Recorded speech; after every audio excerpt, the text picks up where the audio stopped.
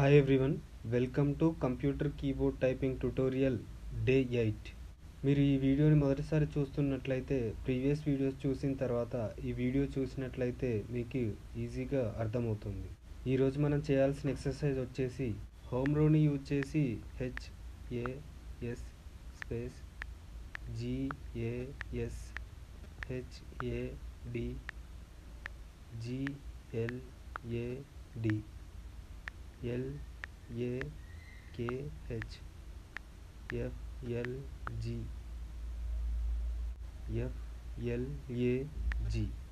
SHALL GLASS FLASH SLAGS LASH LAD HAD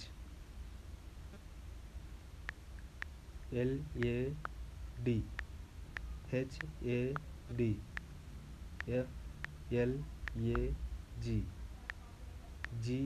GLAD LAD HAD FLAGS